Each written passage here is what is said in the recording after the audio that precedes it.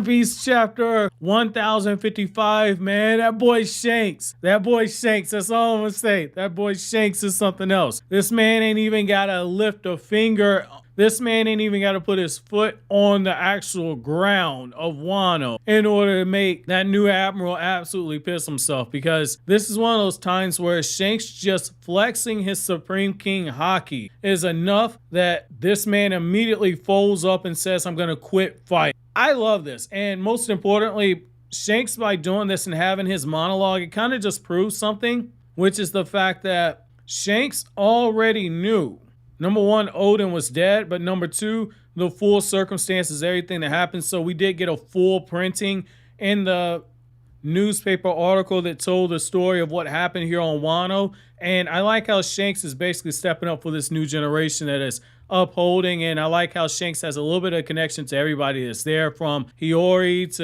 Momo to Luffy, and he's basically putting his foot down in order to ensure that they can actually grow. And I gotta say, for me personally, that one shot of Shanks where you see the veins in his head and you see how pissed off he is, it's one of those times that really makes me appreciate Shanks as a character a lot, because he doesn't have to be on the screen much, but when he is on screen, good things tend to happen. I like this. This is right up there with Shanks saying, everybody stop this war and everybody stop the war. This was good. So let's back things up a bit and let's get into the recap. So the chapter opens up where you have Yamato being told by Momo, do not fight, don't strike under any circumstances. And at first I'm thinking, is there some grand reason behind this that Yamato can't actually strike this admiral? And as Raizo and the other vassals are falling, we actually end up finding out the true reason behind this, which is that Momo's basically saying that it's not right for you, somebody that I'm going to send out to the sea with Luffy and to go ahead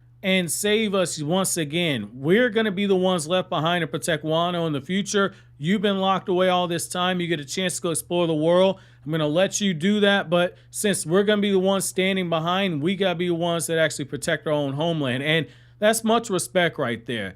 That's much respect. You can tell how during all this time that Momo spent with Luffy, that Momo's really learned what it means to be a man. And that's one of the things I love about just Luffy and the interactions that he's had. And I like how you're getting this moment here where, since we've been in the new world, it's been about protecting the dreams of children. Now we're seeing a child go from being a child into being a grown man and actually learning and following through with the lessons of what he's learned for what it means to be a man. Much respect to Momo for that.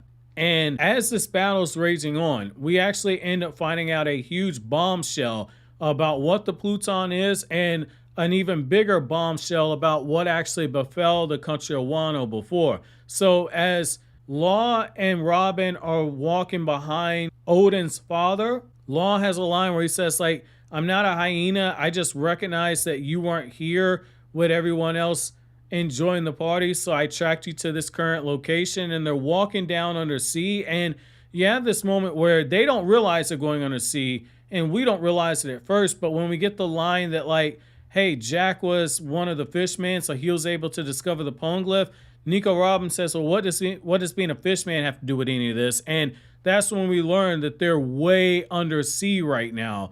And Robin and Law, they actually have a different passage that they're able to walk across, and they see, after going through that tunnel, that they're near the bottom of the ocean. What they find out is that at the bottom of the ocean, there's another version of Wano, and that's where we learn the truth, that 800 years ago, a different Wano existed. At first, I'm thinking, man, there had to have been some kind of an attack, but we're actually learning the truth behind why the world government was so adamant that Wano never be opened up, because all this stuff is tied together. So we're not told exactly what happened 800 years ago in the sense of the full details of what happened, but what we are told is that Wano used to be a huge Fuji mountain, and there was once a Wano at the bottom of the mountain itself. And once part of the mountain was filled up with water and it overflooded and began to flood the towns itself, it ended up creating the new land on the side of the mountain. It ended up flooding everything down below it.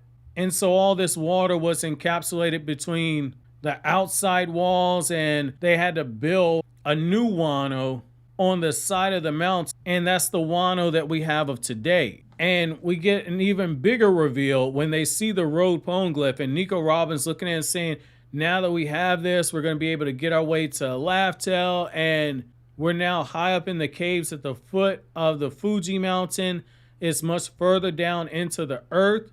That's where the ancient weapon of the Pluton is said to be at. So the fact that it's so far down under the ocean floor is going to make it really hard for anyone with the devil fruit to get to. They're going to need something like this just to be able to even have a chance to get to it. And we find out from Oden's father that he doesn't exactly know what the Pluton is because he hasn't seen it for himself.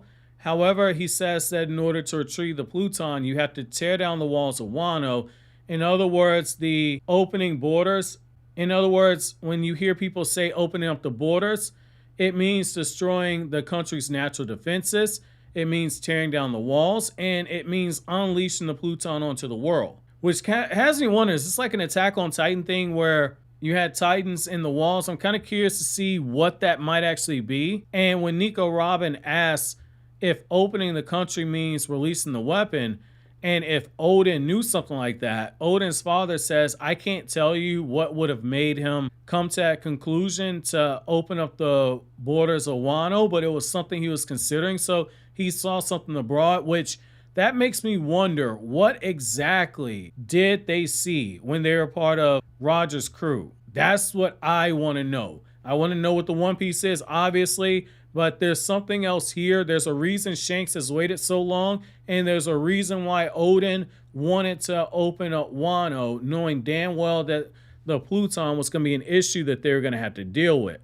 I'm going to be very curious to see how Oda gives us an explanation for that. Now, after that, the chapter shifts over and we continue to see the battles going on with Momo, and Momo shooting out the breath blast, and we see how Yamato's saying like, hey, you know, he's mastered his dragon body, and you can see that he's actually doing some damage to the admiral he's fighting, which that's very impressive on the hands of Momo right there. Taking down an admiral is not easy, and he's got the admiral on the defensive, and Yamato says like his aim isn't that good, and as that admiral begins to start ramping things up, that's when Shanks all of a sudden unleashes this huge wave of Supreme King Haki, and it's just blast after blast after blast.